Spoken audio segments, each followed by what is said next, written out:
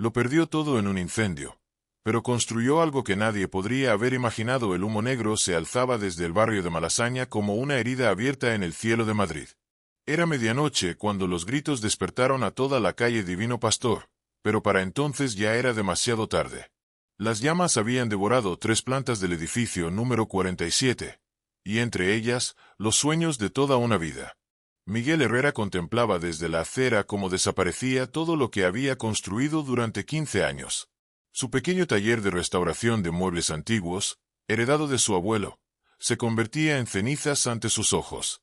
El olor acre del barniz quemado se mezclaba con el de la madera carbonizada, creando una sinfonía olfativa que quedaría grabada en su memoria para siempre. A sus 42 años, Miguel había perdido no solo su negocio, sino también su hogar en el piso superior del edificio. ¿Es usted el propietario?, le preguntó un bombero con la cara tiznada de hollín, mientras se quitaba el casco y se secaba el sudor de la frente. El aire de agosto en Madrid era sofocante, pero el calor que emanaba de los escombros humeantes resultaba insoportable. Miguel asintió en silencio, incapaz de articular palabra. Sus manos, antes expertas en devolver la vida a muebles centenarios, temblaban como hojas secas al viento. Los vecinos del barrio se habían congregado en pequeños grupos, susurrando entre ellos mientras observaban el espectáculo devastador. Doña Carmen, la anciana del estanco de la esquina, se acercó con una manta que le colocó sobre los hombros. «Ay, Miguel, hijo mío», murmuró con voz quebrada. «Todo se puede recuperar, menos una vida. Gracias a Dios que estabas fuera cuando empezó el fuego». Era cierto. Miguel había salido esa noche a cenar con Elena, su novia de 3 años, en el restaurante Casa Lucio, cerca de la Plaza Mayor. Habían celebrado que por fin había reunido el dinero suficiente para pedirle matrimonio. El anillo de compromiso, una pieza vintage que había restaurado él mismo, ahora yacía derretido en algún lugar entre los escombros. Elena permanecía a su lado, agarrando su mano con fuerza, sus ojos verdes brillando con lágrimas que se negaba a derramar. El capitán de bomberos se acercó con un informe preliminar. «Señor Herrera, el incendio comenzó en el piso de abajo, en el local del electricista. Un cortocircuito, según parece. Las llamas subieron por el hueco de la escalera y alcanzaron su taller en cuestión de minutos». Sus palabras sonaban lejanas, como si llegaran desde otro mundo. Miguel observaba hipnotizado las chispas que aún saltaban entre los maderos carbonizados. Los días siguientes fueron una nebulosa de papeleo, llamadas telefónicas y reuniones con el seguro. La pequeña oficina temporal que habían habilitado en un café cerca de la Gran Vía se llenaba cada mañana del aroma a café recién hecho y del murmullo de conversaciones ajenas. Miguel pasaba horas rellenando formularios, describiendo una y otra vez cada herramienta perdida, cada mueble que estaba restaurando, cada recuerdo que se había convertido en humo. «No está todo perdido», le decía Elena mientras removía su cortado con una cucharilla de plata. «Tienes tus manos, tu conocimiento, tu pasión. Eso no lo puede quemar ningún fuego». Pero Miguel había perdido algo más que objetos materiales. Había perdido la conexión con su historia familiar, con las técnicas secretas que su abuelo le había enseñado entre risas y regaños en aquel mismo taller que ahora ya no existía. Una tarde de septiembre, mientras caminaba sin rumbo por el Rastro, el famoso mercadillo dominical de Madrid, Miguel se topó con algo que cambiaría su perspectiva para siempre. Entre los puestos de antigüedades y cachivaches, un anciano vendedor le mostró una pieza peculiar, una caja de música del siglo XVIII, completamente destrozada pero con un mecanismo interno intacto. «Esta belleza lleva años esperando a alguien que la entienda», le dijo el hombre con una sonrisa desdentada. Miguel tomó la pieza entre sus manos y sintió algo que no experimentaba desde el incendio, una chispa de emoción. El metal frío contrastaba con el calor de sus palmas, y pudo escuchar, casi como un susurro, la melodía que aquella caja guardaba en su interior. Por primera vez en semanas, sus dedos se movieron con propósito, explorando cada grieta, cada tornillo, cada secreto que el tiempo había depositado en aquel pequeño tesoro. «¿Cuánto pide por ella?», preguntó Miguel, y el anciano lo miró con ojos sagaces. «Para usted, nada. Pero con una condición, debe prometerme que le devolverá la música». El intercambio se selló con un apretón de manos, y Miguel se alejó del Rastro con la caja bajo el brazo, sintiendo por primera vez desde el incendio que quizás el futuro aún le reservaba sorpresas. Esa noche, en el pequeño apartamento que Elena y él habían alquilado en el barrio de La Latina, Miguel extendió las piezas de la caja sobre la mesa del comedor.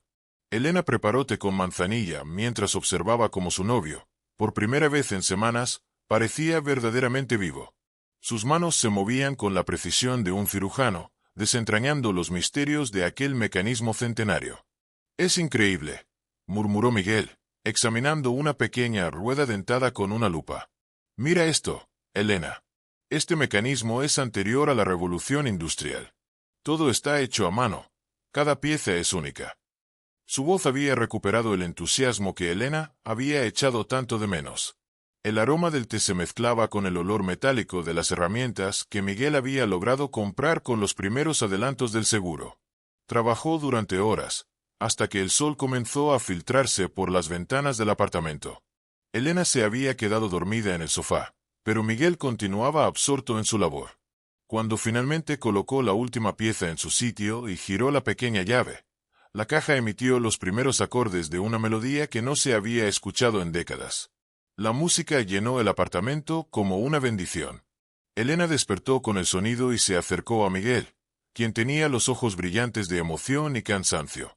«La has salvado», le susurró al oído. «¿Cómo vas a salvarte a ti mismo?» Pero Miguel ya estaba pensando en algo más grande, algo que aún no se atrevía a verbalizar pero que crecía en su interior como una semilla en tierra fértil. Los días siguientes fueron de experimentación febril. Miguel comenzó a buscar otras piezas rotas en el rastro, en tiendas de antigüedades de la calle Rivera de Curtidores, en pequeños almacenes perdidos por todo Madrid. Su apartamento se llenó de relojes sin agujas, gramófonos mudos, cajas de música silenciosas y autómatas inmóviles.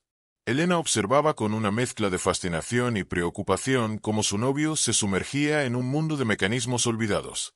«¿Qué estás buscando realmente, Miguel?», le preguntó una tarde mientras él trabajaba en un reloj de péndulo del siglo XIX.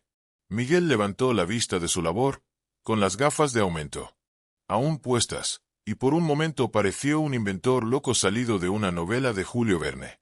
«No lo sé exactamente», admitió.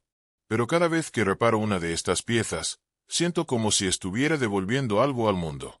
Como si estuviera resucitando pequeños milagros».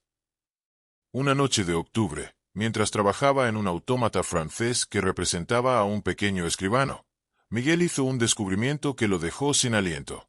Al desmontar el mecanismo, encontró grabada en una de las piezas internas una firma que reconoció inmediatamente. J. Herrera, 1892. Era la marca de su bisabuelo, Joaquín Herrera, un relojero del que solo había oído hablar en susurros familiares.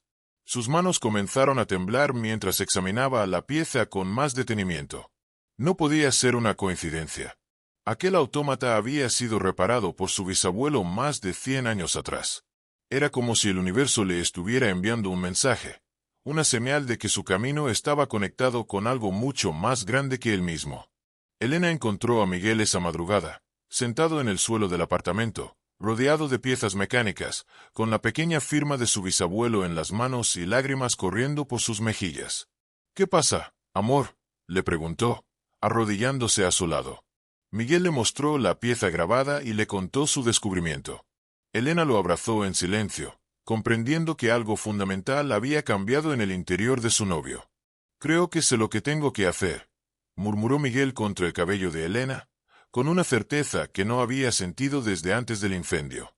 Su voz sonaba diferente, cargada de una determinación que Elena no había escuchado nunca. «Pero necesito que confíes en mí, aunque lo que voy a proponerte parezca una locura completa». Elena se separó para mirarlo a los ojos, y lo que vio allí la asustó y la emocionó a partes iguales. Miguel había recuperado algo más que su pasión por la restauración.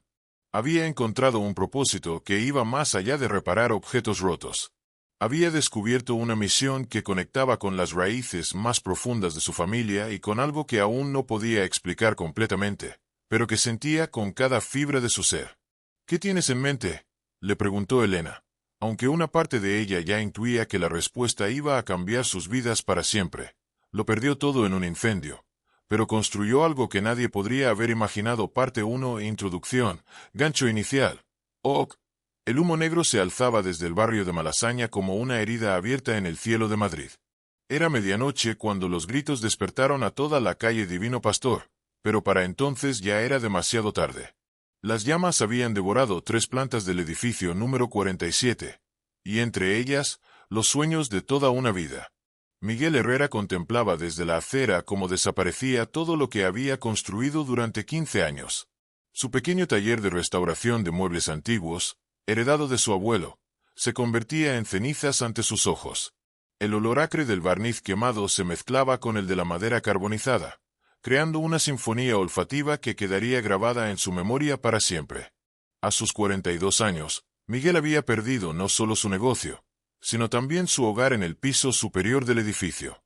¿Es usted el propietario?, le preguntó un bombero con la cara tiznada de hollín, mientras se quitaba el casco y se secaba el sudor de la frente. El aire de agosto en Madrid era sofocante, pero el calor que emanaba de los escombros humeantes resultaba insoportable. Miguel asintió en silencio, incapaz de articular palabra. Sus manos, antes expertas en devolver la vida a muebles centenarios, temblaban como hojas secas al viento. Los vecinos del barrio se habían congregado en pequeños grupos, susurrando entre ellos mientras observaban el espectáculo devastador. Doña Carmen, la anciana del estanco de la esquina, se acercó con una manta que le colocó sobre los hombros. «Ay, Miguel, hijo mío», murmuró con voz quebrada. «Todo se puede recuperar, menos una vida. Gracias a Dios que estabas fuera cuando empezó el fuego». Era cierto. Miguel había salido esa noche a cenar con Elena, su novia de 3 años, en el restaurante Casa Lucio, cerca de la Plaza Mayor. Habían celebrado que por fin había reunido el dinero suficiente para pedirle matrimonio. El anillo de compromiso, una pieza vintage que había restaurado él mismo, ahora yacía derretido en algún lugar entre los escombros. Elena permanecía a su lado, agarrando su mano con fuerza, sus ojos verdes brillando con lágrimas que se negaba a derramar. El capitán de bomberos se acercó con un informe preliminar. «Señor Herrera, el incendio comenzó en el piso de abajo, en el local del electricista. Un cortocircuito, según parece. Las llamas subieron por el hueco de la escalera y alcanzaron su taller en cuestión de minutos». Sus palabras sonaban lejanas, como si llegaran desde otro mundo. Miguel observaba hipnotizado las chispas que aún saltaban entre los maderos carbonizados. Los días siguientes fueron una nebulosa de papeleo, llamadas telefónicas y reuniones con el seguro. La pequeña oficina temporal que habían habilitado en un café cerca de la Gran Vía se llenaba cada mañana del aroma a café recién hecho y del murmullo de conversaciones ajenas. Miguel pasaba horas rellenando formularios, describiendo una y otra vez cada herramienta perdida, cada mueble que estaba restaurando, cada recuerdo que se había convertido en humo.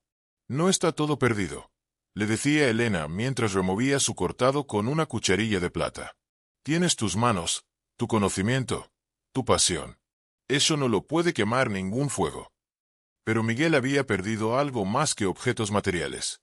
Había perdido la conexión con su historia familiar, con las técnicas secretas que su abuelo le había enseñado entre risas y regaños en aquel mismo taller que ahora ya no existía. Una tarde de septiembre, mientras caminaba sin rumbo por el Rastro, el famoso mercadillo dominical de Madrid, Miguel se topó con algo que cambiaría su perspectiva para siempre. Entre los puestos de antigüedades y cachivaches, un anciano vendedor le mostró una pieza peculiar. Una caja de música del siglo XVIII, completamente destrozada pero con un mecanismo interno intacto. «Esta belleza lleva años esperando a alguien que la entienda», le dijo el hombre con una sonrisa desdentada. Miguel tomó la pieza entre sus manos y sintió algo que no experimentaba desde el incendio, una chispa de emoción. El metal frío contrastaba con el calor de sus palmas, y pudo escuchar, casi como un susurro, la melodía que aquella caja guardaba en su interior. Por primera vez en semanas, sus dedos se movieron con propósito, explorando cada grieta, cada tornillo, cada secreto que el tiempo había depositado en aquel pequeño tesoro. «¿Cuánto pide por ella?», preguntó Miguel, y el anciano lo miró con ojos sagaces. «Para usted, nada. Pero con una condición, debe prometerme que le devolverá la música». El intercambio se selló con un apretón de manos, y Miguel se alejó del rastro con la caja bajo el brazo, sintiendo por primera vez desde el incendio que quizás el futuro aún le reservaba sorpresas. Esa noche, en el pequeño apartamento que Elena y él habían alquilado en el barrio de La Latina, Miguel extendió las piezas de la caja sobre la mesa del comedor. Elena preparó té con manzanilla mientras observaba cómo su novio, por primera vez en semanas, parecía verdaderamente vivo. Sus manos se movían con la precisión de un cirujano, desentrañando los misterios de aquel mecanismo centenario. «Es increíble», murmuró Miguel, examinando una pequeña rueda dentada con una lupa. «Mira esto, Elena. Este mecanismo es anterior a la revolución industrial. Todo está hecho a mano. Cada pieza es única». Su voz había recuperado el entusiasmo que Elena había echado tanto de menos. El aroma del té se mezclaba con el olor metálico de las herramientas que Miguel había logrado comprar con los primeros adelantos del seguro. Trabajó durante horas, hasta que el sol comenzó a filtrarse por las ventanas del apartamento. Elena se había quedado dormida en el sofá, pero Miguel continuaba absorto en su labor. Cuando finalmente colocó la última pieza en su sitio y giró la pequeña llave, la caja emitió los primeros acordes de una melodía que no se había escuchado en décadas. La música llenó el apartamento como una bendición. Elena despertó con el sonido y se acercó a Miguel, quien tenía los ojos brillantes de emoción y cansancio. «La has salvado», le susurró al oído. «¿Cómo vas a salvarte a ti mismo?» Pero Miguel ya estaba pensando en algo más grande, algo que aún no se atrevía a verbalizar pero que crecía en su interior como una semilla en tierra fértil. Los días siguientes fueron de experimentación febril. Miguel comenzó a buscar otras piezas rotas en el rastro, en tiendas de antigüedades de la calle Rivera de Curtidores, en pequeños almacenes perdidos por todo Madrid. Su apartamento se llenó de relojes sin agujas, gramófonos mudos, cajas de música silenciosas y autómatas inmóviles. Elena observaba con una mezcla de fascinación y preocupación cómo su novio se sumergía en un mundo de mecanismos olvidados. «¿Qué estás buscando realmente, Miguel?», le preguntó una tarde mientras él trabajaba en un reloj de péndulo del siglo XIX. Miguel levantó la vista de su labor, con las gafas de aumento aún puestas, y por un momento pareció un inventor loco salido de una novela de Julio Verne. «No lo sé exactamente», admitió. «Pero cada vez que reparo una de estas piezas, siento como si estuviera devolviendo algo al mundo. Como si estuviera resucitando pequeños milagros». Una noche de octubre, mientras trabajaba en un autómata francés que representaba a un pequeño escribano, Miguel hizo un descubrimiento que lo dejó sin aliento. Al desmontar el mecanismo, encontró grabada en una de las piezas internas una firma que reconoció inmediatamente. J. Herrera, 1892. Era la marca de su bisabuelo, Joaquín Herrera, un relojero del que solo había oído hablar en susurros familiares. Sus manos comenzaron a temblar mientras examinaba la pieza con más detenimiento. No podía ser una coincidencia. Aquel autómata había sido reparado por su bisabuelo más de 100 años atrás. Era como si el universo le estuviera enviando un mensaje, una señal de que su camino estaba conectado con algo mucho más grande que él mismo. Elena encontró a Miguel esa madrugada, sentado en el suelo del apartamento, rodeado de piezas mecánicas, con la pequeña firma de su bisabuelo en las manos y lágrimas corriendo por sus mejillas. «¿Qué pasa, amor?», le preguntó, arrodillándose a su lado. Miguel le mostró la pieza grabada y le contó su descubrimiento. Elena lo abrazó en silencio, comprendiendo que algo fundamental había cambiado en el interior de su novio.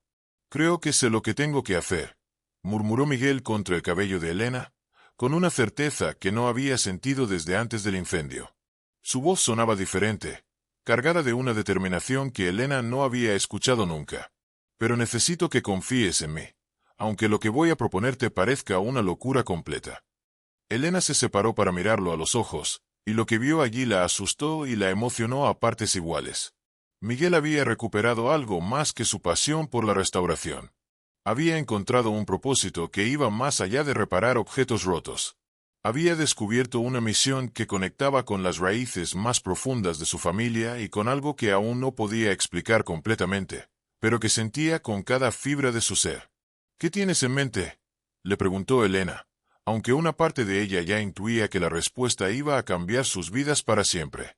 Parte 2. Desenvolvimiento, aprofundamiento y tensión creciente. Miguel se levantó del suelo con la pieza grabada aún en sus manos, sus ojos brillando con una intensidad que Elena no había visto jamás. El apartamento estaba sumido en penumbras, iluminado solo por la lámpara de trabajo que proyectaba sombras extrañas sobre las decenas de mecanismos desperdigados por toda la habitación. «Voy a crear algo que nunca ha existido», murmuró, su voz cargada de una determinación casi febril. «Pero no aquí, no en Madrid. Necesitamos ir a Barcelona, al taller que mi bisabuelo Joaquín tenía en el barrio gótico». Elena sintió un escalofrío recorrer su espalda. Miguel nunca había mencionado a ningún bisabuelo relojero, y mucho menos un taller en Barcelona. «¿Cómo sabes que existe ese taller? Tu familia nunca habló de él». Miguel se acercó a la ventana, observando las luces nocturnas de Madrid que se extendían hasta el horizonte. «Porque esta firma no apareció por casualidad, Elena. Cada mecanismo que he estado reparando me ha llevado hasta aquí, como si alguien hubiera dejado un rastro de migajas de pan para que lo siguiera». La mañana siguiente, Miguel desapareció durante horas sin dar explicaciones. Elena lo esperó con una mezcla de ansiedad y curiosidad, hasta que finalmente regresó al apartamento con una expresión triunfante y una carpeta amarillenta bajo el brazo. «Fui al Archivo Histórico Nacional», anunció, extendiendo documentos sobre la mesa. «Joaquín Herrera no era solo un relojero, Elena. Era miembro de una sociedad secreta de artesanos catalanes que existió durante el siglo XIX. Se llamaban los Custodios del Tiempo. Punto.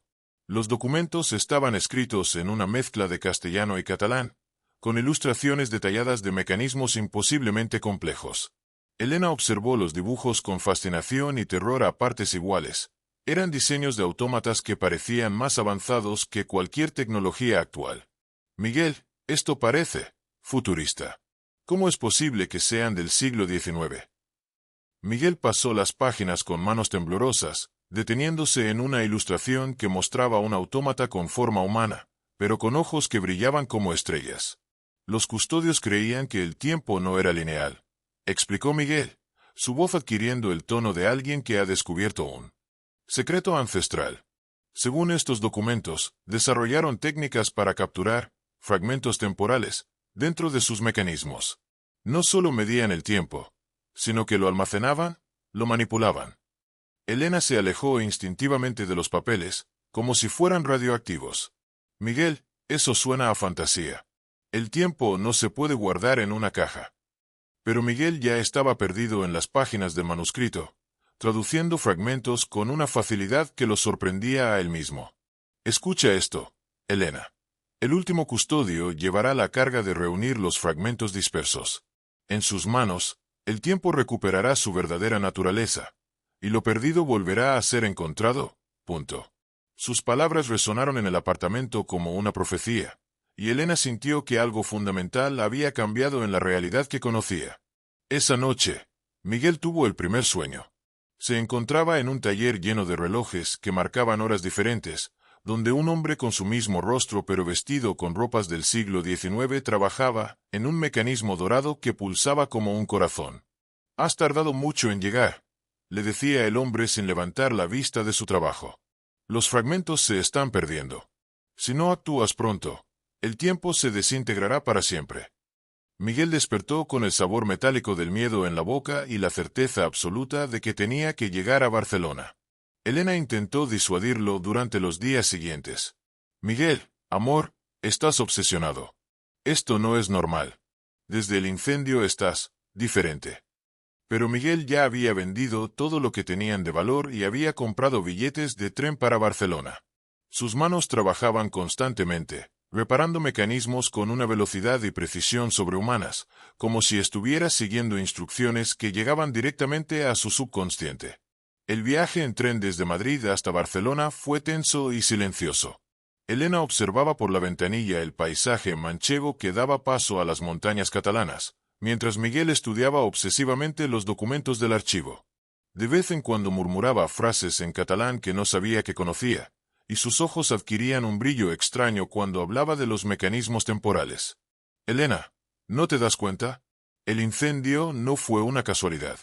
Fue necesario para que encontrara mi verdadero propósito». Barcelona los recibió con un cielo gris y calles húmedas que olían a sal marina y historia antigua.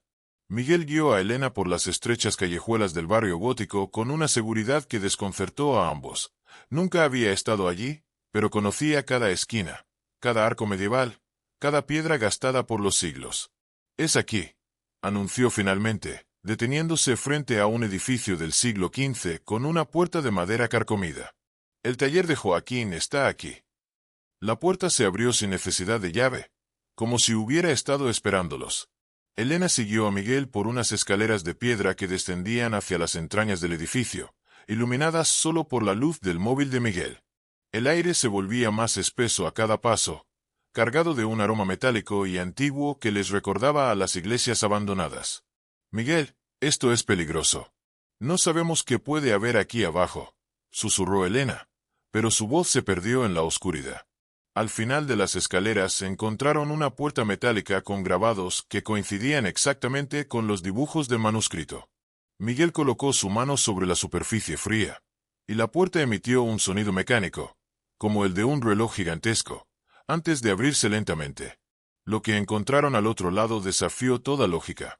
Un taller perfectamente conservado, con herramientas que brillaban como si hubieran sido pulidas esa misma mañana, y cientos de mecanismos de relojería dispuestos sobre mesas de trabajo centenarias. «Dios mío», murmuró Elena, observando las paredes cubiertas de planos técnicos y fórmulas matemáticas que parecían describir la estructura del tiempo mismo. Miguel se dirigió directamente hacia una mesa central donde descansaba un mecanismo a medio terminar, dorado y complejo, que pulsaba con una luz tenue pero constante. «Es el cronógrafo maestro», dijo con voz reverencial. «Joaquín no pudo terminarlo antes de morir, pero dejó las instrucciones para que yo lo completara». Elena tocó uno de los instrumentos del taller y sintió una descarga eléctrica que le recorrió todo el brazo. «Miguel, aquí pasa algo sobrenatural. Estos mecanismos están vivos». Efectivamente, todos los relojes y autómatas del taller emitían un murmullo constante, como si conversaran entre ellos en un idioma mecánico. Miguel trabajaba ya sobre el cronógrafo, sus manos moviéndose con una precisión imposible, como si estuviera siguiendo un manual invisible. «Los fragmentos de tiempo están guardados aquí, en cada uno de estos mecanismos», explicó Miguel mientras insertaba una pieza dorada en el corazón del cronógrafo. «Cuando mi bisabuelo murió, el conocimiento se dispersó. Pero el incendio fue necesario para liberarme de todo lo que me ataba al presente. Ahora puedo ver lo que él vio, hacer lo que él no pudo terminar». Sus palabras sonaban cada vez menos humanas, como si estuviera canalizando la voz de otra persona. Elena se acercó a una de las ventanas del taller, pero al mirar hacia afuera no vio las calles del barrio gótico, sino un Barcelona del siglo XIX, con carruajes tirados por caballos y personas vestidas con ropas de época. «Miguel», susurró con voz quebrada, «algo está muy mal. El tiempo se está moviendo». Miguel levantó la vista del cronógrafo y siguió la mirada de Elena hacia la ventana. Una sonrisa extraña se dibujó en su rostro.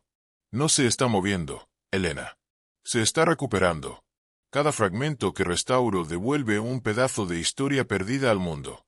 Mira».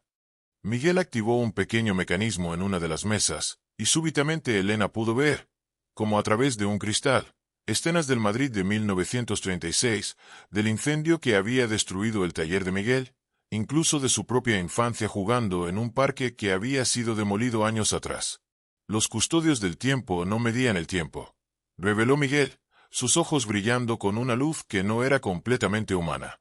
«Lo curaban. Sanaban las heridas que la historia había dejado en el tejido temporal. Y ahora que he encontrado su legado, puedo hacer algo que nadie se atrevió a imaginar. Puedo reparar el tiempo mismo, devolver todo lo que se ha perdido, incluso». Se detuvo abruptamente, como si hubiera revelado demasiado. Elena sintió que el suelo se movía bajo sus pies. Las paredes del taller parecían respirar, expandiéndose y contrayéndose con un ritmo hipnótico. «¿Incluso qué, Miguel? ¿Qué más puedes devolver?» Su voz sonaba lejana, como si viniera desde el final de un túnel muy largo.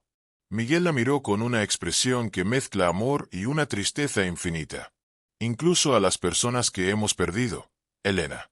Incluso a los muertos». Las palabras cayeron sobre Elena como una losa de mármol. Miguel había dejado de trabajar en el cronógrafo y la observaba intensamente.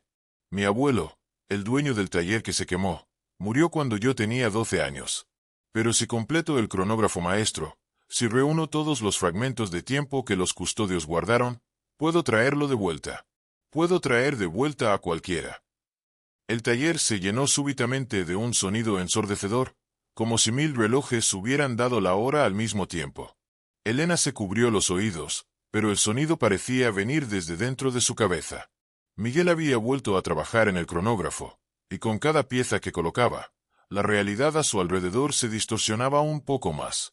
Por las ventanas ahora se veían simultáneamente todas las épocas de Barcelona, superpuestas como fotografías de doble exposición.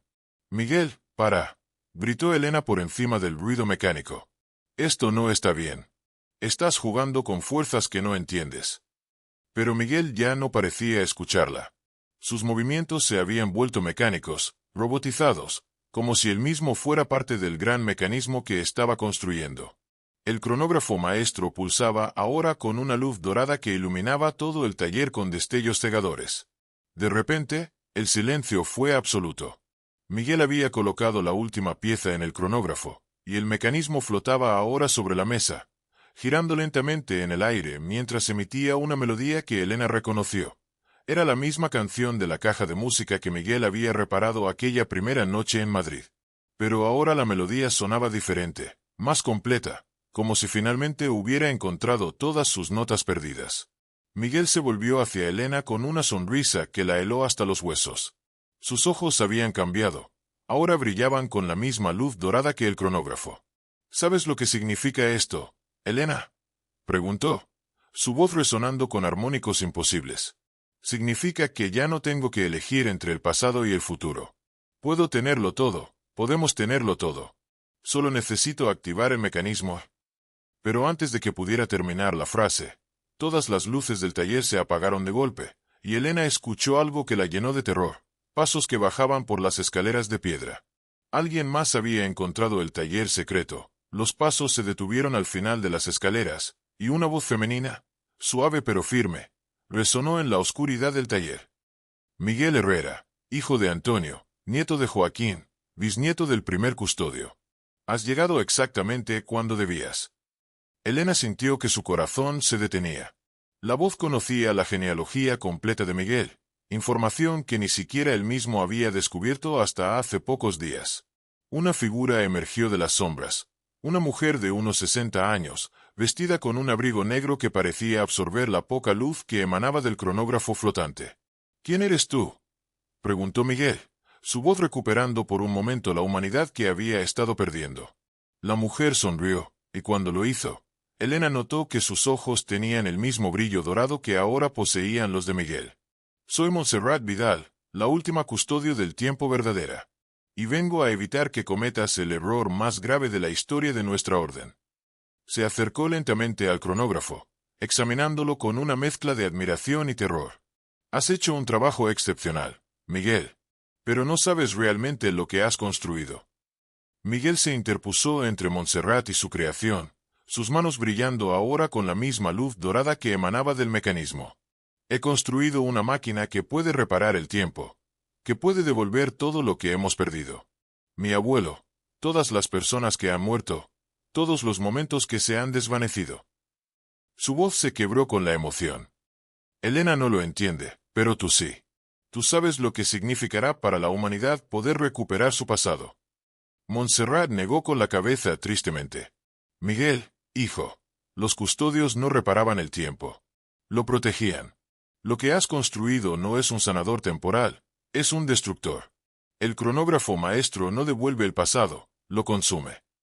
Elena sintió que el aire se volvía más espeso, como si la realidad misma estuviera siendo absorbida por el mecanismo flotante. «Cada reparación que has hecho, cada fragmento temporal que has manipulado, ha estado desgarrando agujeros en el tejido de la existencia». Las palabras de Montserrat resonaron en el taller como campanadas de funeral. Miguel retrocedió, observando el cronógrafo con nueva comprensión. «No, no puede ser. He sentido el poder, He visto cómo sanaba los mecanismos, cómo devolvía la vida a las cosas muertas. Montserrat se acercó y colocó una mano maternal sobre el hombro de Miguel. Lo que has sentido es el tiempo siendo devorado, Miguel. Tu bisabuelo Joaquín no era miembro de los custodios. Era su mayor enemigo. Un renegado que creía poder controlar el tiempo en lugar de protegerlo. Elena observó horrorizada cómo Miguel se desplomaba sobre sus rodillas, la luz dorada de sus ojos parpadeando como una vela al viento. Entonces, ¿todo lo que he hecho? Todas las reparaciones, todos los fragmentos que he reunido. Montserrat asintió solemnemente. Has estado alimentando al cronógrafo con pedazos robados de la realidad. Y ahora está lo suficientemente fuerte como para comenzar a devorar el tiempo de forma exponencial. Si se activa completamente, no solo tragará el pasado y el presente, consumirá el futuro también, hasta que no quede nada más que un vacío eterno. El taller comenzó a temblar, y Elena notó que los objetos más alejados del cronógrafo empezaban a volverse transparentes, como si estuvieran siendo borrados de la existencia. ¿Cómo lo detenemos?, gritó, mientras veía cómo sus propias manos comenzaban a volverse translúcidas. Montserrat corrió hacia una pared del taller y activó un mecanismo oculto. Hay una sola forma. Alguien debe entrar voluntariamente en el cronógrafo y destruirlo desde adentro. Pero quien lo haga, será borrado de la historia para siempre. No solo morirá, nunca habrá existido. Miguel se puso en pie lentamente, sus ojos recuperando por completo su color humano original. Fui yo quien lo construyó. Fui yo quien alimentó esta monstruosidad con fragmentos robados del tiempo. La responsabilidad es mía. Se dirigió hacia el cronógrafo, pero Elena se aferró a su brazo. No, Miguel. Tiene que haber otra forma. No puedes simplemente desaparecer de mi vida, de la historia, como si nunca hubieras existido. Las lágrimas corrían por sus mejillas mientras sentía como su propio cuerpo comenzaba a desdibujarse. Elena, le susurró Miguel, tomando su rostro entre las manos que ya comenzaban a volverse etéreas. Si no hago esto, no habrá vida para nadie. No habrá historia, no habrá futuro, no habrá nada. La besó con una ternura desesperada, y Elena sintió en sus labios el sabor de la despedida definitiva. Recuérdame, aunque el universo olvide que existí. Recuerda nuestro amor, aunque el tiempo mismo trate de borrarlo. Montserrat observaba la escena con lágrimas en sus ojos ancestrales. Miguel, hay algo que debes saber antes de hacer esto. Tu abuelo, el que murió cuando tenías 12 años, él también era un custodio verdadero. Murió protegiendo el mundo de las maquinaciones de Joaquín. En cierto sentido, estás completando la misión que él comenzó. Miguel sonrió por última vez, una sonrisa llena de paz y determinación. Entonces no estoy solo en esto. Él está esperándome al otro lado. Miguel se acercó al cronógrafo flotante, que ahora giraba a una velocidad enloquecida, emitiendo destellos de luz que parecían devorar la oscuridad misma. Colocó sus manos sobre el mecanismo dorado, e inmediatamente su cuerpo comenzó a brillar con la misma intensidad. Elena, cierra los ojos. No quiero que veas cómo desaparezco. Pero Elena mantuvo los ojos abiertos, grabando cada segundo de sacrificio de Miguel en su memoria, como si pudiera preservarlo del olvido universal que se aproximaba. Con un grito que parecía contener todo el dolor y toda la determinación del mundo, Miguel se sumergió en el corazón del cronógrafo. La explosión de luz que siguió cegó temporalmente a Elena y Montserrat. Cuando la luminosidad se desvaneció, el cronógrafo había desaparecido, Miguel había desaparecido, y el taller comenzó a recuperar su aspecto normal. Los mecanismos dejaron de murmurar, los relojes marcaron la hora correcta, y las ventanas volvieron a mostrar el Barcelona del presente. Elena se encontró sola con Montserrat en el taller silencioso, pero algo estaba terriblemente mal. Recordaba haber llegado allí con alguien importante, recordaba un amor profundo y una misión desesperada, pero no conseguía visualizar el rostro de la persona que la había llevado hasta ese lugar. ¿Quién era él?, le preguntó a Montserrat, señalando el espacio vacío donde Miguel había estado momentos antes. ¿Quién me trajo aquí? Montserrat la miró con infinita compasión. Se llamaba Miguel, y te amaba más que a su propia existencia. Salvó el universo entero, pero el precio fue ser borrado completamente de la realidad. Solo tú y yo recordamos que existió, porque estuvimos presentes en el momento de su sacrificio. Para el resto del mundo, para la historia, para todos los registros oficiales, Miguel Herrera nunca nació. Elena sintió un vacío doloroso en su pecho, como si una parte fundamental de sí misma hubiera sido arrancada. Los días siguientes fueron los más extraños de la vida de Elena. Regresó a Madrid en un tren que, según recordaba, había tomado con alguien muy importante, pero no podía explicar por qué viajaba sola. Su apartamento estaba lleno de mecanismos antiguos que no recordaba haber comprado, y encontró billetes de tren y documentos históricos con anotaciones en una letra que le resultaba familiar pero que no podía identificar. Cada noche soñaba con un hombre de ojos bondadosos que trabajaba con relojes y la llamaba con un amor infinito. Una mañana, mientras caminaba por el rastro de Madrid, Elena se detuvo frente al puesto del mismo anciano que había vendido la caja de música a Miguel. El hombre la reconoció inmediatamente. «Usted es la novia del joven restaurador. ¿Cómo está él? ¿Logró arreglar la cajita?» Elena lo miró confundida. «¿Qué restaurador? Yo vine sola ese día». El anciano frunció el ceño, como si tratara de recordar algo que se escurría de su memoria como agua entre los dedos. «Es muy extraño», murmuró el vendedor. «Tengo la certeza de que vendí esa caja de música a un joven muy talentoso, pero ahora que lo pienso, no consigo recordar su cara, ni su nombre, ni siquiera si realmente existió». Elena sintió que se le erizaba la piel. Compró la misma caja de música, ahora rota otra vez, y la llevó a su apartamento. Esa noche, trabajó en ella con herramientas que no recordaba haber aprendido a usar, siguiendo técnicas que brotaban de algún lugar profundo de su memoria. Cuando finalmente logró reparar el mecanismo y la caja emitió su melodía celestial, Elena sintió una presencia familiar en la habitación. No podía verlo, no podía tocarlo, pero sabía que él estaba allí. «Miguel», susurró al aire vacío, y por un momento creyó escuchar una respuesta llevada por el viento nocturno de Madrid. La música llenó el apartamento como una bendición, y Elena comprendió que aunque el universo hubiera olvidado a Miguel, su amor había encontrado una forma de perdurar. Montserrat apareció en su puerta una semana después, llevando una pequeña maleta y una sonrisa misteriosa. «He venido a enseñarte todo lo que necesitas saber sobre los custodios del tiempo», anunció. «Porque ahora que Miguel completó su sacrificio y cerró para siempre la amenaza del cronógrafo maestro, alguien debe continuar protegiendo el tiempo. Y tú, Elena, eres la única persona en el mundo que recuerda lo que realmente pasó». Elena miró por la ventana hacia las calles de Madrid, donde la vida continuaba su curso normal, donde nadie sabía que habían estado a minutos de que toda la realidad fuera devorada por una máquina del tiempo enloquecida. ¿Significa esto que hay más amenazas como esa? Más gente que puede intentar manipular el tiempo. Montserrat asintió solemnemente. Los renegados como Joaquín siempre han existido, y siempre existirán. Es nuestro deber estar vigilantes, proteger la corriente temporal de aquellos que querrían desviarla para beneficio personal. Esa noche, Elena escribió en su diario una historia que sabía que nadie creería. La historia de un hombre que lo perdió todo en un incendio, que descubrió un legado ancestral, que construyó una máquina imposible y que se sacrificó para salvar toda la existencia. La historia de Miguel Herrera, el último constructor y el primer destructor del cronógrafo maestro, el hombre que amó tanto la vida que estuvo dispuesto a renunciar a la suya para preservarla de todos los demás. Mientras escribía, la caja de música reparada sonó una vez más desde la mesa cercana.